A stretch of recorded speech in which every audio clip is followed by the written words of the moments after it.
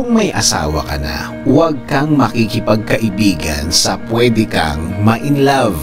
Saan ba naman nagsisimula ang lahat ng pangangaliwa?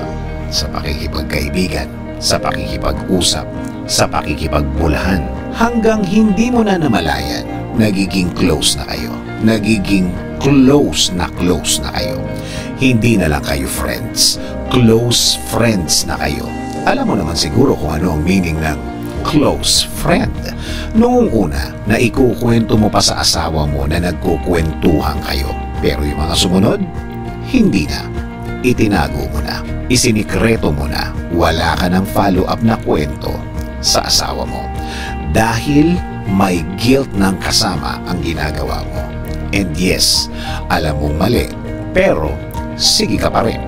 Since na nagja-jive kayo, nagkakasundo kayo sa mga bagay-bagay sa buhay, ang dating simpleng kwentuhan na ito ay unti-unting lumalalim.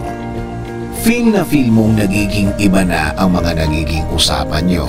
Dati, by group kayo. Dati, may kasama pa kayo. Ngayon, iba na. Kayo na lang. Kayong dalawa na lang. Oo naman, feel niya din yan. Since na noon pa man may dating na siya sa'yo, hindi na naging mahirap ang maging close sa kanya. Mas personal na ang mga usapan nyo.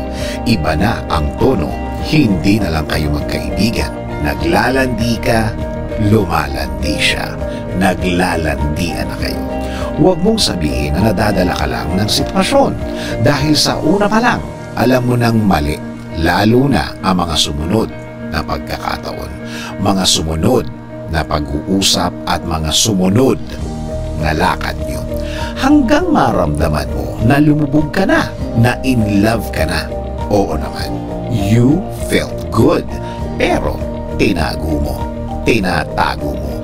Hanggang ang mga susunod mong gagawin, magsisinungaling ka na. Ngayon, yung itinatago mo, magsasuffer na ang lahat. Ang mga dapat mong gawin, hindi mo na magawa. Kasi itinatakas mo na lang ang mga pagkakataong magkasama kayo. Sabi mo, hanggang hindi alam ng asawa mo, hindi siya masasaktan. Mali ka. Maling-mali ka. Ngayong ginagawa mo yan, sinasaktan mo na siya. Kapag nalaman niya yan, sa tagal na itinago mo, doble, triple ang sakit. Sabay-sabay papatong sa dibdib niya yan. At kapag nabuko, babayaran mo ang lahat ng masasaktan mo mula sa pamilya niya. Kahit sa pamilya mo, masasaktan mo. Kahit ang mga batang walang kamalay-malay, masasaktan mo. Ang dating tahimik na pamilya mo, wasak na.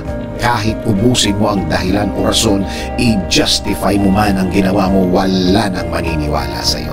Kahit sino pa ang takbuhan mo, huhusgahan ka. Lalo na ang mga taong nakakakilala sa'yo, nakakakilala sa inyo. Oo naman, kilala nila kayo.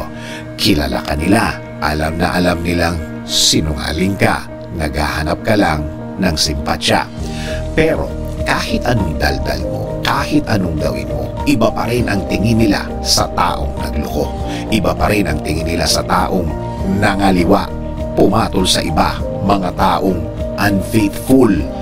Ngayon, makikipagkaibigan ka pa ba sa taong pwede kang ma-inlove? Na-imagine mo na ba ang gulong idudulot sa'yo at sa tahimik mong pamilya? Ikaw na ang lumayo, ikaw na ang umiwas, ikaw na ang pumigil sa sarili mo. Oo, kahit wala pa kayong ginagawang masama, huwag na lang, kalimutan mo na lang. At kapag nagpigil ka, alam ng Diyos na nagpigil ka, nagkontrol ka, nakikita niya, naiintindihan niya. Lahat naman ng magandang ginawa mo, may katapat ding kabutihan. Nakikita niya kung gaano kalinis ang puso mo. Sabi nga sa Hebrews 13:4, marriage should be honored by all and the marriage bed kept pure, for God will judge the adulterer and all the sexually immoral.